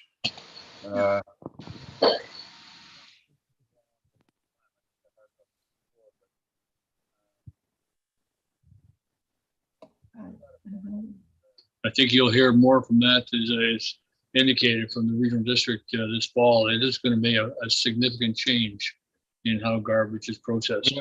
We have to plan for that. I mean, a room for kids at the pool is one thing, but Yeah. Like, we're gonna have to redo everything. So anyway, I know we got off on a tangent there, but I think this is a more pressing issue right now to revisit that, so anyway. Councillor Kroll. Thank you, Mayor Beamish, and thank you, Councillor Lumley, for reminding me. I was going to inquire of the Director of Finance that the garbage increase that we've experienced tends to, and I'm sort of asking a question and making a statement, it seems to have become worse or exacerbated with COVID. So I'm just wondering if, for example, bear-proof garbage containers might be available through the COVID fund for purchase of, if they're even available with supply issues such as they are.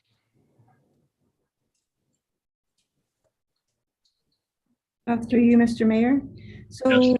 the COVID funds, based on the 2022 and 2023 budget, have already been fully allocated. So we have to look at reallocating it from some other area. It's a bit of a stretch, I think, to tie those two together, because, but I'm not sure. I guess we'd have to tie the increasing public garbage to COVID, and that would be the linkage. But have to look at that. But in the short, we'd have to look at reallocating some of the COVID funds that's already been allocated in the budget for the 2 years.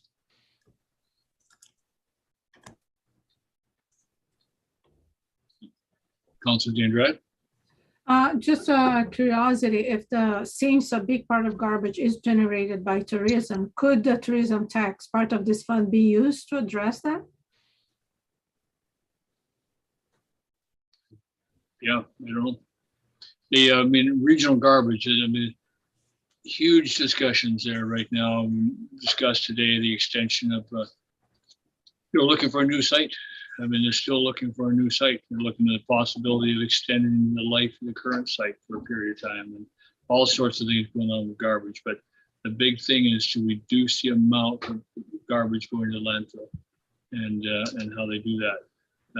There may be some other new technologies come in the future, and the regional district would be very diligent at looking at. They spend a lot of money. We are collectively spending a lot of money to see how we can make garbage work, but it's a challenge.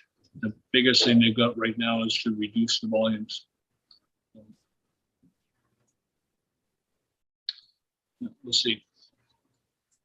But Tyler mentioned the issue of the garbage in the parks. Is that just people being negligent and leaving extra garbage? Are you noticing household garbage ending up in the garbage cans? Is that what's happening? Yeah, absolutely. There's ever since we went to 2 weeks for garbage pickup, there's been quite a bit of residential garbage. And over the last couple of years, especially with COVID, the takeout garbage from restaurants and stuff like that, it picked up and it just hasn't stopped. Yeah, there's just been it's pretty much doubled what it was 2 to 3 years ago. Right. And I know you've got lots of bear-proof garbage cans. Are we needing more? Is that part of the solution? Yeah, definitely. We would need more. Yeah, we're constantly, every other day, we're cleaning up a bear mess somewhere. Yeah. Right. How about the apartment buildings and the condos? Are they falling in line?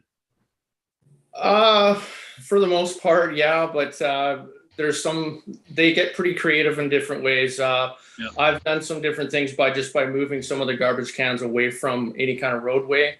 So people actually have to get out of their cars and go to different places to dump residential garbage, but they can get pretty creative. Yeah. Councillor Kroll? I appreciate what parks and infrastructure are dealing with here. I know even the Gibsons Landing Harbor Authority, they had to, put locked lids on their dumpsters because people were taking advantage of using their facility, and they now literally have cameras on their dumpsters so they can monitor who's putting it in and go after people that are offending. So, it's a growing issue. And I would appreciate if staff could let us know, sort of what we're looking at in certainly to deal with the bear-proof garbage, because if to half a dozen more containers, then hopefully, or if we could have some sort of a how many more cans do you need, Tyler, to make it? Because it's a waste of staff's time to spend an hour having to clean up garbage strewn all over a park because a bear had a picnic. Yeah. Councilor Diedrich? I understand that part of this garbage has been, I think there's a lot of diapers in the garbage. I understand that some, and I can imagine families with 2 kids or is still using diapers. A collection of every 2 weeks won't be enough. So do we have a private collection? I believe we do. And if this is the case, if this is advertised to the public, so they could enroll in a private collection.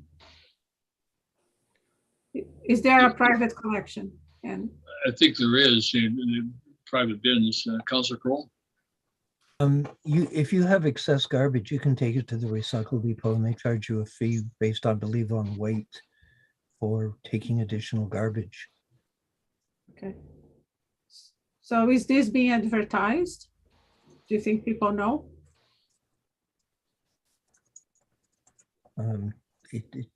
Perhaps Possibly people who need it know. Yeah. Obviously with the problem that Tyler's having, people don't know, but perhaps. People will be even less creative. I actually was walking my dog at Gibson Creek one day, parking my car, and I saw,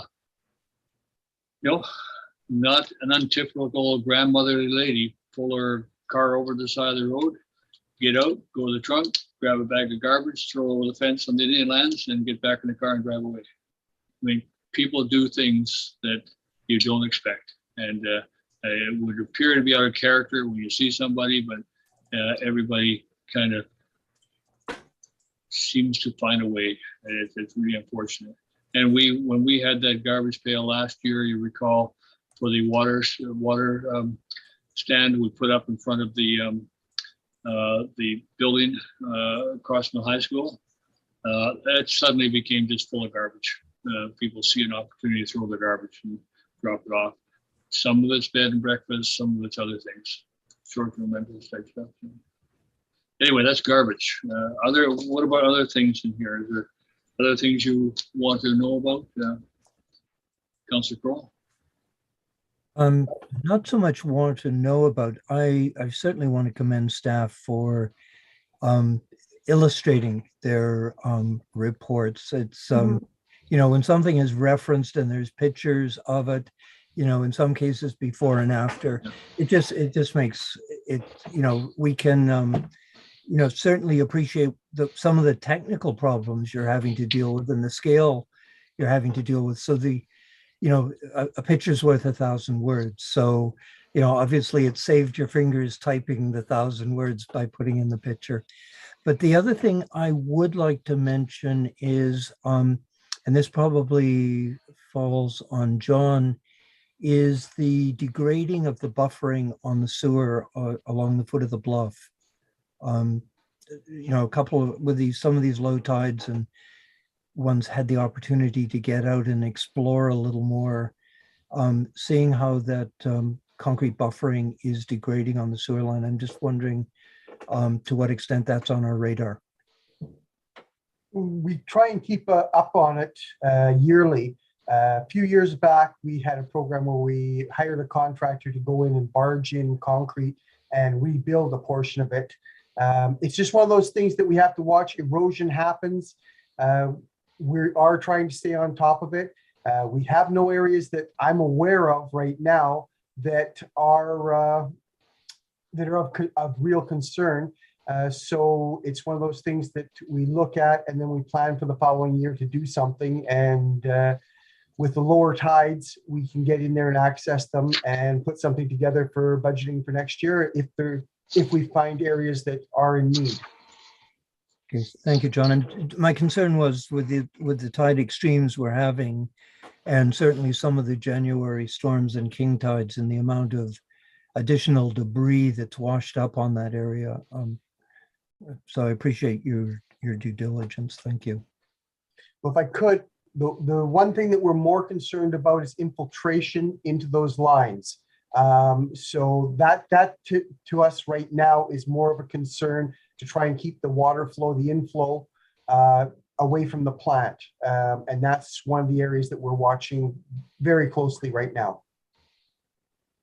Thank you. Councilor Ludwig? I do have one more comment about item 3.7 Shasta Creek Watershed Study, but before I go into that, I too want to thank everyone for these reports. I don't know how much time you guys are spending on them, but they're really excellent. They're really, really good.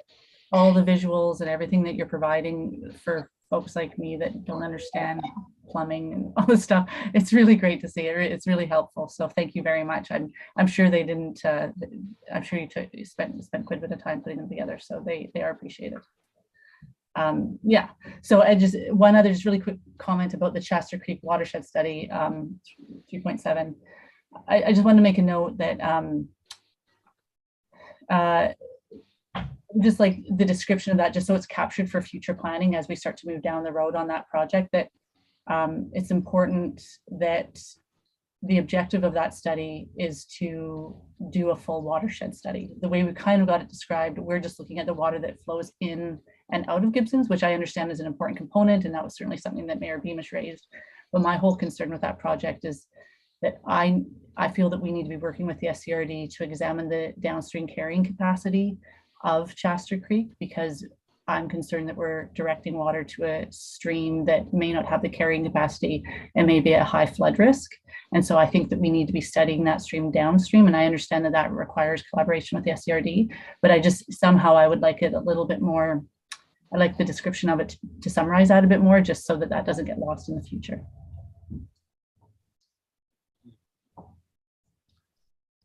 Well, we could spend, CAO, go ahead. Just to comment on that, we have met with the SCRD on that and have communicated with MOTI as well. A couple of things. One, the SCRD is still working through they don't have a function for drainage, so they claim to have a limited ability to participate. So I couldn't agree with you more in the sense that, the study is really to be completed needs both sides of the creek. You can't just sort of look at one portion of it. We have expressed that to the RD, and the folks that we're working with on the study itself are still working through the scope. And our intention is then to circle back with the RD and say, here's the scope and MOTI, as we mentioned. I also note that the SCRD has started a process to look at this area and other areas on the coast for risk in terms of risk exposure to drainage issues and sea level rise for that matter. And I can't think of a more pressing area than this one that is a regional piece, but there's some hurdles to get through as far as their ability to participate, but we'll keep trying there. Thank you, man. I think we could spend a long time talking about all of the projects you've got going on, Grayson and crew. And I really appreciate the effort. I'm looking forward to reading about future efforts to protect the area of Sharman Creek and the lands around that. I think that's going to be an interesting process as well going forward. So we have 2 more reports to go through this afternoon, and still hear from Silas. So Councillor Prohl? I was just going to ask, as staff have spent so much time putting these reports together, if there's anything that they feel that they included that we haven't honed in on that they'd like to flag for our attention. Yep. Now's your time. Yeah. No, thank you so much. Good. Thank you. Thank you all. We'll go on now to the Planning Department, Planning Development Services quarterly report. And Director of Planning, are you? Oh, there you are. Sorry, you popped up fast. Yeah, thanks. Yeah. No problem. Welcome. Can you hear me? Yes. Okay, good. So I'll make this quick and leave room for questions because I know that we're tight on time here. This quarter, or for quarter two, we did welcome 2 new staff members to our team. So Lisa Evanson as the Planning and Development Services Administrator and Brian Marcel as our Chief Building Official. So that's great because it was tough having such a small crew for a while. We are still recruiting for a building official level 1 position. And in quarter 3, we're going to be putting out a posting for a bylaw enforcement officer. So that's really exciting. Some milestones that were made in the second quarter was finalizing the housing strategy. The short-term rental or residential guest accommodation regulations was another milestone, and that's scheduled for adoption tonight. And also reporting back on the garden suite surveys. That was a project that we just could not get time to review and analyze. So it was really nice to finally be able to present the findings of those survey results. In the fall, we are going to be bringing back development permit areas number 1 and 2, the RFP. So when that was last brought to council, it was deferred to the committee for further discussion. So in the fall, we'll be bringing that back for further discussion and hopefully can release an RFP. And as well, DPA number 9. So that was with Waterline, and then it was also with a geotechnical consultant to make sure that the language was sufficiently written for protecting the lower Gibsons excavation areas. And we looked at what exemptions would be appropriate. So, for example, a small accessory building might not need a full hydrogeological analysis, but we had to review that with the hydrogeologist and the geotechnical engineer to make sure it made sense. So that has been received and we are reviewing it, and then we'll bring that back in the fall for further discussion. In terms of development applications, we received 13 new development applications. 3 of them were zoning amendments. It wasn't a busy quarter compared to the last quarters, but the zoning amendments always take time. The highest number of applications received were development permits for form and character and environmental DPs. And then for just to flag the new development that's coming forward is 682 Gibsons Way. So that's at the Panago Pizza property. You might recall they applied for variance and it got rejected. So they're coming back with a redesign to meet the setbacks. And that's for 10 residential units and commercial at grade. And then we also received the zoning amendment and OCP amendment and form and character and DPA 9 application for the Shoal Bay properties. So that's 421 to 445 Gower Point Road. So that's the properties between the public market and the George development. So we're reviewing that. It's for 69 residences in 4 buildings. So that will be coming forward in the fall, probably.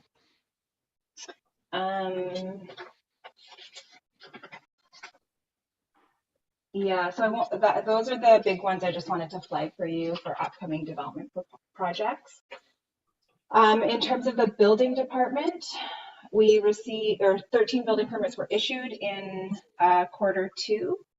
And what we've done here is we've got a list. Now that we have Cloud Permit, we can easily pull out the details of permits. So we've got a list of all the different types of building permits. And in terms of bylaw enforcement, we were short-staffed for that for most of quarter 2. So what we were doing was only responding to urgent bylaw enforcement complaints and matters. And we didn't stay on top of logging the complaints as well as we do when Sue is here, and she's just so good at staying on top of all the administration as well as responses and responding. So you'll notice that our numbers are a lot lower for Q2, but we've already noticed they have gone up quite a bit since she's back. Word is out that Sue's back and her phone is ringing off the hook. It's really good to have her back. There you go. So there's a high level summary of what we've been working on.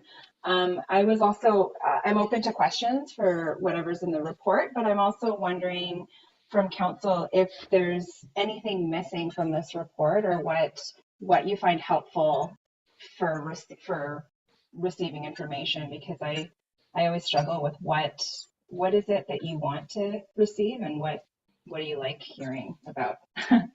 Thank you, Director. I'll go to Councillor Lumley first.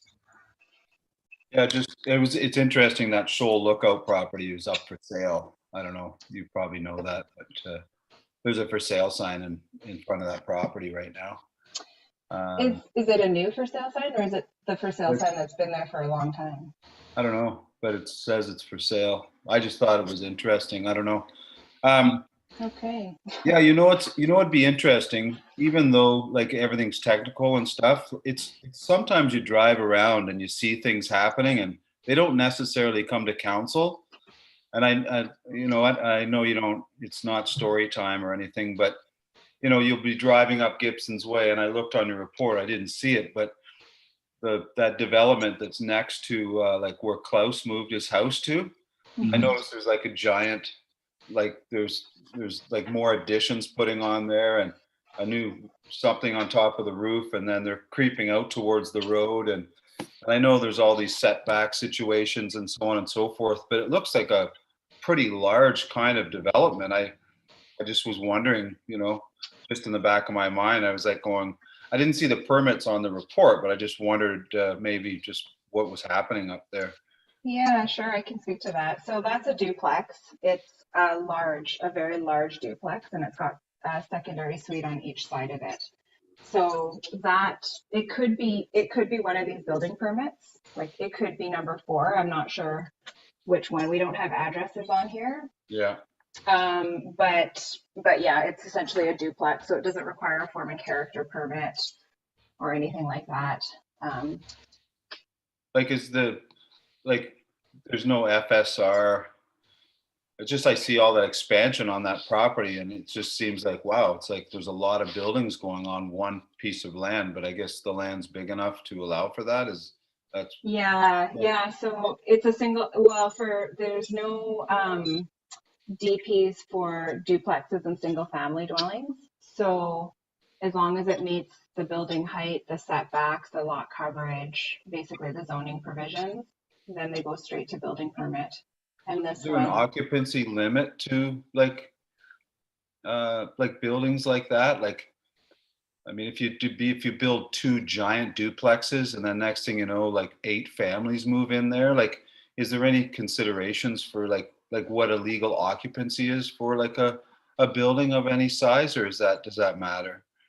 I don't know the answer to that. I'd have to check with Brian, with our chief building official, to see if there's any code requirements for number of bathrooms or anything like that. Yeah, that's a good question.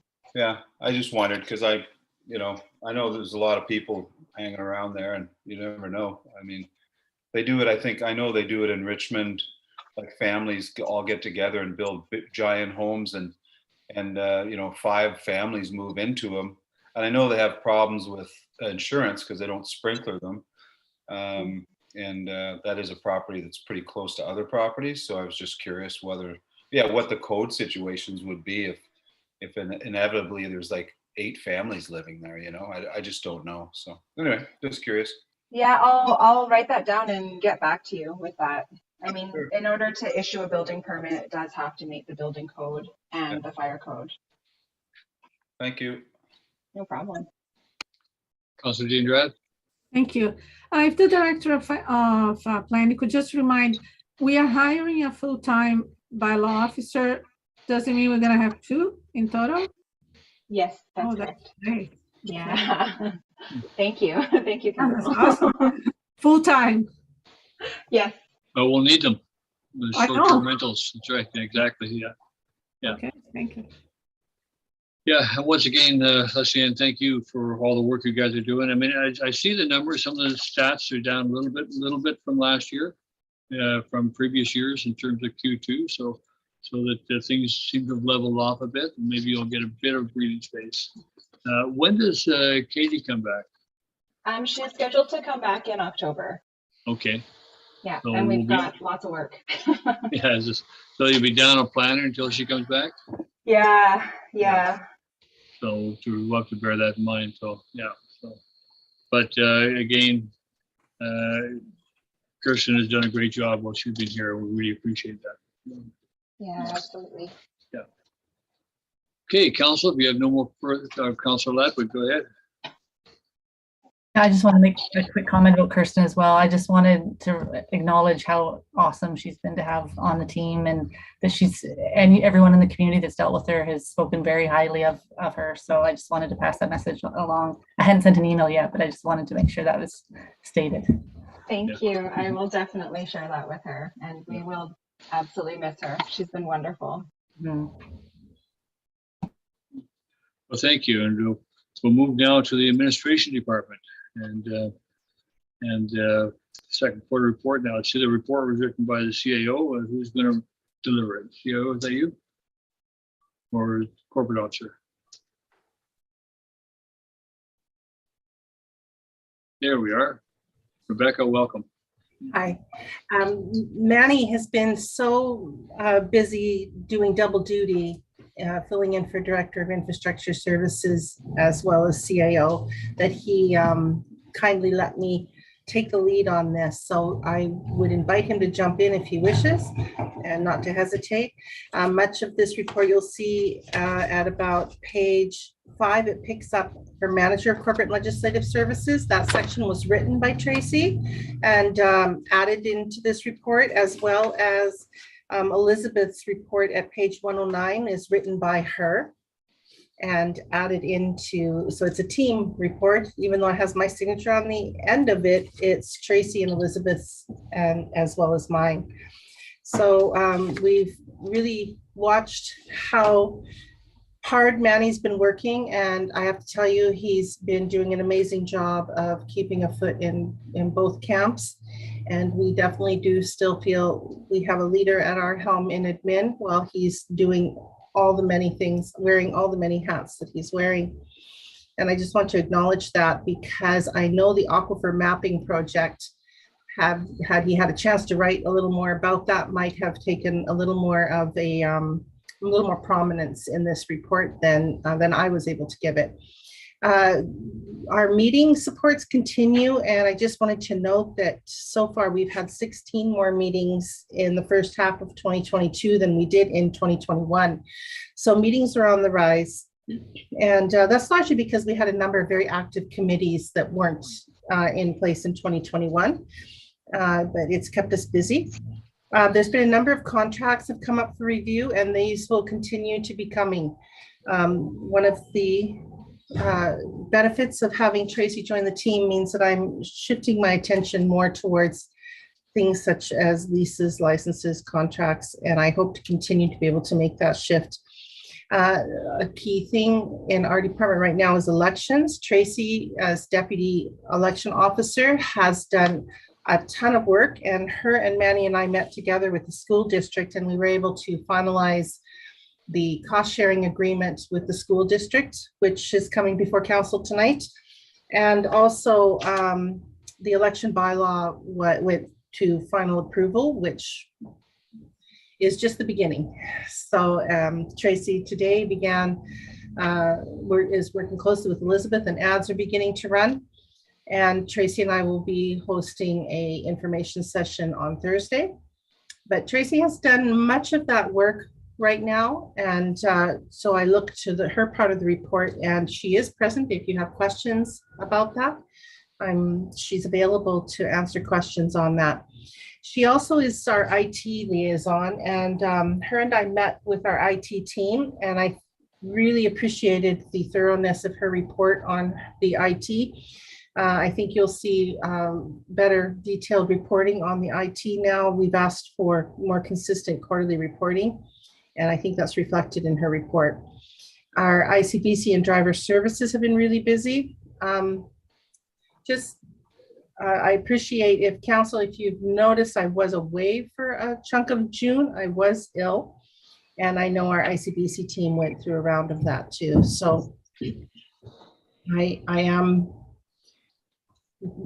would call it more of a gradual return I underwent. So it hasn't been a smooth travel back from being sick. I'm doing much better. Some professional development this quarter, less than in the first quarter, but I did do a Working Effectively with Indigenous Peoples webinar. And Tracy's done a number of courses I see that she's reported to you on those. And I think she's done some really great courses. I recognize at least one of them that I've done in the past. And she's also active in the occupational health and safety, which she's taken off of my plate as well, which is awesome. And I see she's been doing some training in that area as well. I continue to respond to inquiries and complaints that cover a huge range of issues. You'll see they cover a lot of issues. Very often another staff member takes over and responds on our behalf, but we try to make sure that every person that writes to us gets an acknowledgement of their email being received and who it's been forwarded to and whether or not they should expect further response or not. Tracy handles the the use of public place permits, and it's quite the list. And we also had the pleasure in Q2 of working with the Still Standing crew on their filming here in Gibsons. It was a lot of fun, and it was kind of a special time and a highlight for me.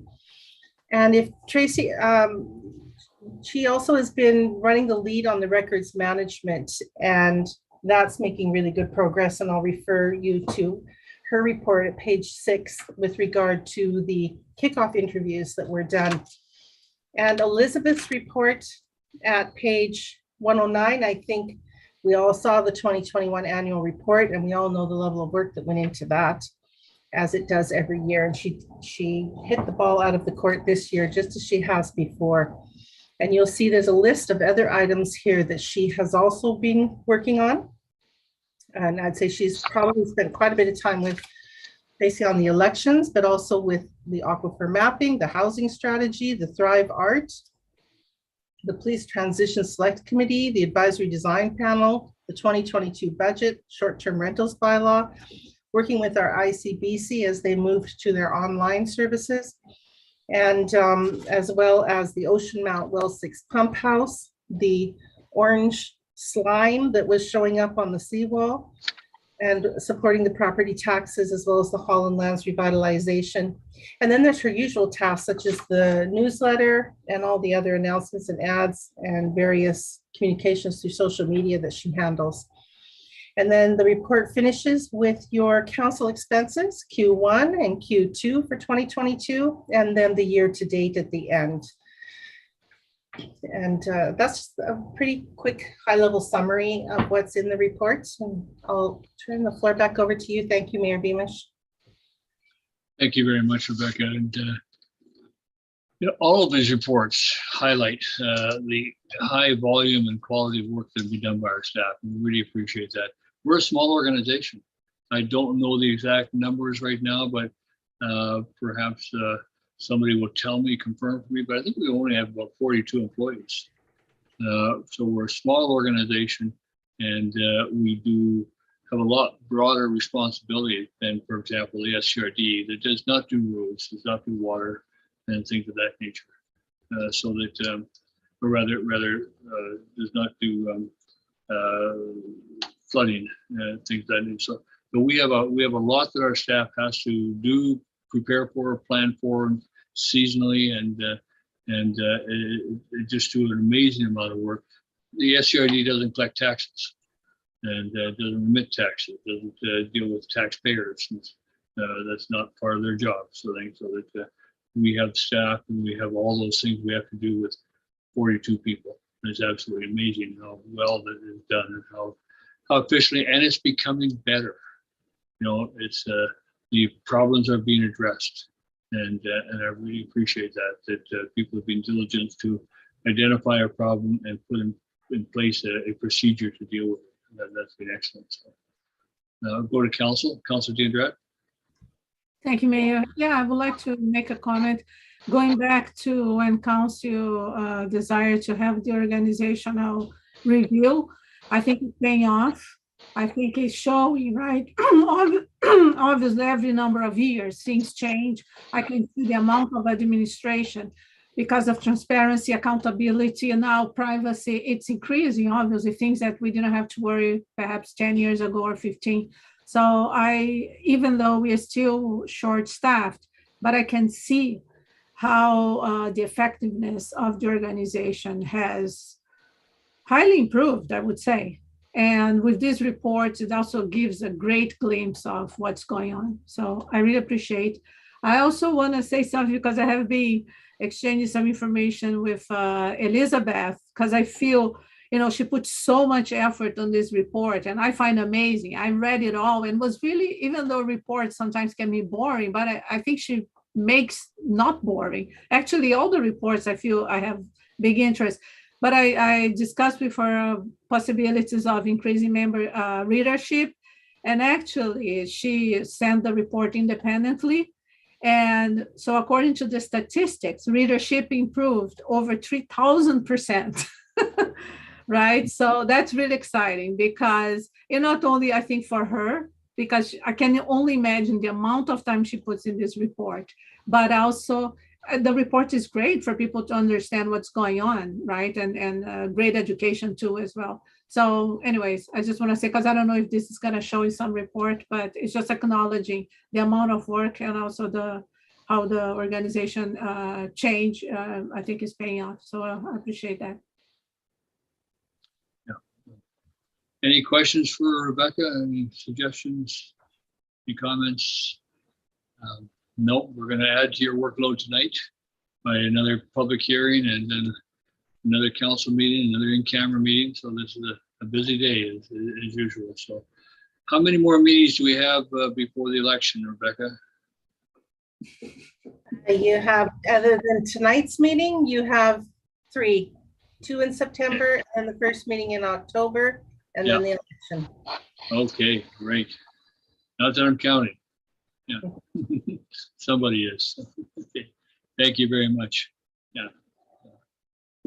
There'd be no further questions. We're going to go back to the first item on our agenda, and that's a report from Silas White on the update on Everybody Needs a Home. There is a report in your package, and he's going to give us a verbal update on that. Thank you. Silas, welcome.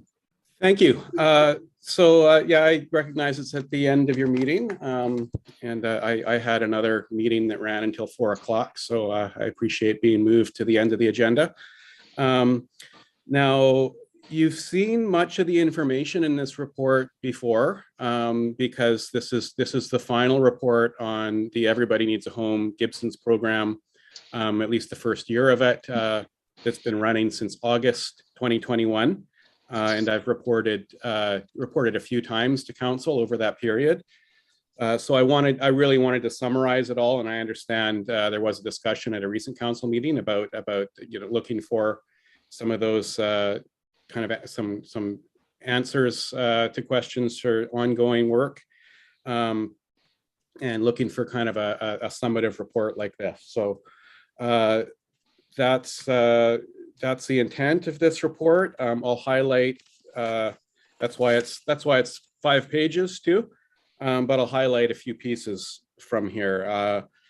So one focus of the program was the coordinator's job would be to secure kind of a multi-year ongoing commitment to the shelter. And what we have determined is a province-wide. BC Housing does not really work that way, but they do kind of more informally. They certainly come back and work with certain communities, certain operators who've shown to run kind of year in, year out and on a viable program. we're certainly in a great position to do that this coming winter because we opened in November last year. We opened early on, and there was a lot of use of the shelter, which you can see in this report. So consequently, BC Housing is in frequent communications with Daryl Pilgrim from the Salvation Army. It's really key that we have a strong, consistent operator like the Salvation Army, and with me as well about planning for the winter. And we do plan to be opening again November 1st, and this time actually having some time for some more staff training, which will be great for new staff and staff coming back. There are quite a number of shelter workers who are interested in coming, have indicated to the Salvation Army they're interested in coming back. So it'll be great to have those people with experience. Then a lot of reporting on kind of what happened in the winter, which I've already reported to council. The high was 14 people in one night during that really cold, freezing stretch there at the end after Christmas, and 8 to 10 people most of those nights. And there was, of course, a successful lobbying effort to the Minister of Housing for more hours and more spaces too, which extended to the benefit of Seashelt and other communities that also were able to expand. I do talk about how many. I'm often asked how many homeless people there are in Gibsons. So I've kind of come up with a summative where I stand on that challenging question in this report, and how hard it is to answer. There will be a homelessness count again. It's been put off for it is a point in time count of 1 day for the Sunshine Coast, and that's had to stop the last few years because of the pandemic. But that program will happen again in the spring. One page that I particularly want to point Mayor and Council to is page 4. I didn't go into writing this report thinking that I would do this, but I realized that I could actually kind of do very much a breakdown, a blow by blow breakdown of the state of homelessness in Gibsons right now and its relationship to Seashelt, including people who were regularly using the shelter from Seashelt. So there's a lot of information on that one page about different individuals experiencing homelessness and at risk of homelessness, including all the work we're doing at places like the Irwin Motel to work with people there to find new housing, and working very closely with BC Housing on that problem. I just had a call with one of the managers at BC Housing 3 days ago about that situation, and that's been a regular occurrence. And it is unfortunately not a lot of movement has happened there, but that update is on page 4. And at the very bottom of page 4, there's a summary of all kind of numbers of beds that have been created through the program, people served. Outreach in particular has meant that we've served at least 57 people that I could count over the course of this program, and that's actual clients. I'm not talking about other numbers here of concerns that have come to the community, which we've also responded to. And the final page of this report touches upon some of the questions that were asked at the recent council meeting about where this program is going, where regional homelessness work is going, and where we still have areas that we could really use some work on in Gibsons, which is particularly this laundry demand, which I've raised before. That's been a significant time consuming part of my work, and really getting the, as I think a lot of people know who've been into the marine room, there's actually a washer and dryer in there. They just have not been connected, and that would take a bit of plumbing work and electrical work. And I understand the CAO. I've been working with the CAO on where funding could be found, speaking to contractors about what would need to be done, and that's I understand he'll be talking to council about some of the opportunities there. In addition to that piece, there is the possibility of actually moving the shelter back to the marine room. There's a lot of interest in that, especially from the clients themselves, because it's the heating is I mean, as much as I think we relate that building to be kind of an older town building, the heating is actually much better there than at the Salvation Army, and it's certainly a frustrating aspect of having a winter shelter that's supposed to keep people in from the cold when it's actually very, very chilly in the building and uncomfortable. So that's a big reason for moving back to or looking at the possibility of moving back to the arts building space. And the Salvation Army is very interested in that possibility too, especially after the pandemic. There's a lot of demands on their space, and that's one of the reasons why it has to close so early at 7 o'clock. People actually have to leave the overnight shelter at 7 o'clock and go about their way that early in the morning, sometimes when it's icy and cold out, and that's why we would bring them down to the warming shelter. But ideally, there should be a little more time, but the Salvation Army does need to run programs in there during the day. So that's another reason why it's why Daryl at the Salvation Army is interested in looking at a new building. And that is kind of some of the, those are the issues that we're working on right now and looking at, and ones that I hope council will be interested in and discuss further, especially when it comes to possible upgrades to the marine room. Thank you. Thank you, Silas. And I understand CAO can confirm this. We do have confirmation of the $50,000 that we applied for the funding for the Strengthening Community Services funding. Is that correct, CAO? That is correct, Mr. Mayor. Yeah.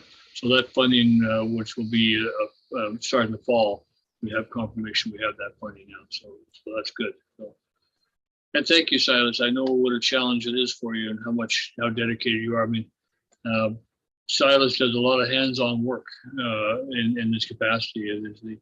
The tent that was in Gibson's Way, I was actually up Gibson's Creek. I mean, I don't know if you've been up there. It's not a particularly easy place to access. There's a trail there, a beautiful spot for camping.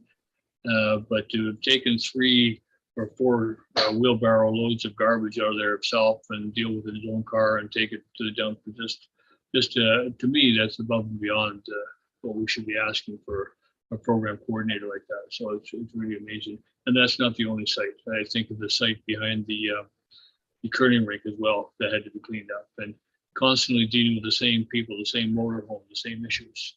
I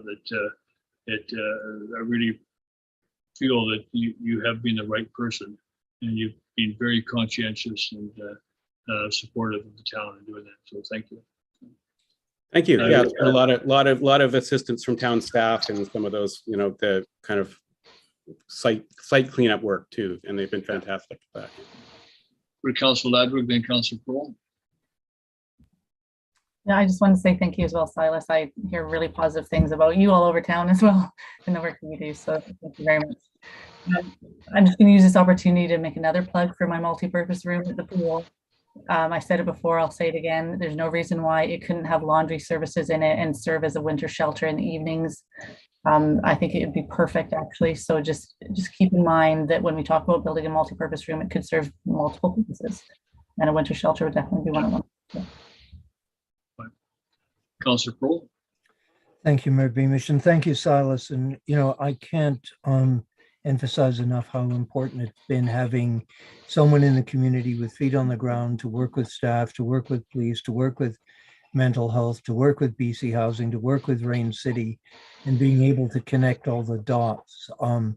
And it's, you know, part of my concern was that, you know, that the funding would run out and all of a sudden the Band-Aid supporting the community would be ripped off and vulnerable people would be left in the lurch and everyone would be sort of left standing, scratching their head, trying to connect the dots without Silas's assistance. I agree that it would be great if we had one place for people, that it was a warming room, that it was, you know, the shelter, that it had laundry, that it had showers. Because, you know, if I'm not mistaken, we granted money to the Salvation Army to upgrade their facility so they could support the shelter. And correct me if I'm wrong, now I'm hearing they'd like to see it go back to the Marine Room, which doesn't have a commercial kitchen. So, you know, I think it's something that really needs to be addressed with the way the economy is going in one thing and another. Homelessness is not going to go away. So I think, you know, we need to look at what we can do as a facility to support vulnerable people in the community. And it's not just, you know, we could have a national disaster and suddenly have 1,000 people moved out of an area that was hit by fire and we have no way of supporting them. So I think it's something with climate change and some of the perils we're currently faced with that we need to have a look at it with a broader lens than just homeless people. That, you know, what do we need in the community to support anyone in need? You know, just because they don't have a roof over their head, there's other issues that we could be faced with and need the facility. So, yeah, it's an opportunity, you know, whether it's something that would get incorporated into the Holland Land potential expansion, you know, could that be put on the list of boxes we need to tick with respect to that area? But I think it is an issue that we need to address rather than running around putting money into this building and that building and another building, and the building's not serving the need that they were intended. So I think we need to have a look at that. But thank you for your report. I really appreciate the detail you went into. Thank you. Yeah, certainly a piece that's been in flux, which I mentioned a couple times in my report, has been the uncertainty around the lower deck part of the upper deck shelter, which was supposed to be an expansion of 15 beds. And it's been kind of held up in bureaucracy and a relationship between just miscommunications, I suppose, between BC Housing and Rain City.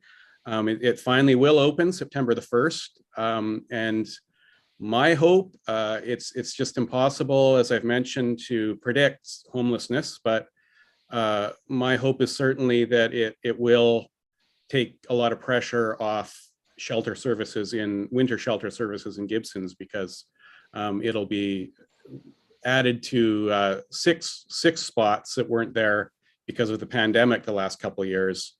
That'll be over 20 new beds at the Seashell shelter, which should hopefully lessen the amount of people from Seashell who have to come to Gibsons for shelter. So, well, I'm sure. Like I'm just, the reason I'm mentioning that, Councillor Kroll, is I think that BC Housing will probably want to see that stabilized and the impact of how well the population is served by that expanded shelter before they look at looking at kind of more of a 20, maybe a year round or 7 day a week, 24-hour shelter in Gibsons, such as the one in Seashell. They need to get the one in Seashell working on all its cylinders first, and then we'll all be able to see what that impact is, assess it. Councillor D'Andrade. Thank you, Maria. Yeah, I just want to thank you, Silas, for this incredible work. I know you've done beyond what you were supposed to do. And so obviously this serves a lot, because we also by your report, you pretty much did an assessment of what's coming. So that's really appreciated too. For good planning, we need to anticipate. So, and whether you continue on the role or anyone else that comes, it's easy to follow up. So I really appreciate what you've done. Thank you. I think the big challenges we're going to have in the future is going to be the Irwin Hotel, accommodating the people from the Irwin Hotel, accommodating the people from Shoal Bay and things of that nature. And we have to be conscious of all the time, because they are our residents and they're going to be out of a home come the end of the fiscal year, end of March. So something to think about. I'm going to cut this conversation off now. We have, I want to give some time for inquiries, 5 minutes for inquiries. And then I want to give council a few minutes before we have a 5:30 public hearing. So Silas, thank you very much. And we will talk. I'm going to go now to inquiries.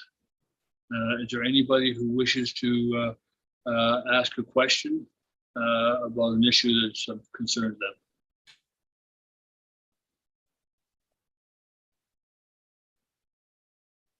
I see no hands, Mayor Beamish. Wonderful. We've solved all the problems. That's great. We've anticipated that. And that's good. We will have 2 more opportunities tonight yet. So we'll go to the next meeting, next regular meeting of the Committee of the Whole, be held on Tuesday, September the 6th, 2022. Don't come in August. We won't be here. Okay. And as for a motion to adjourn, Councillor Kroll, Councillor D'Andrade, all in favor of adjournment? Thank you. We'll see you back here in 20 minutes, Council.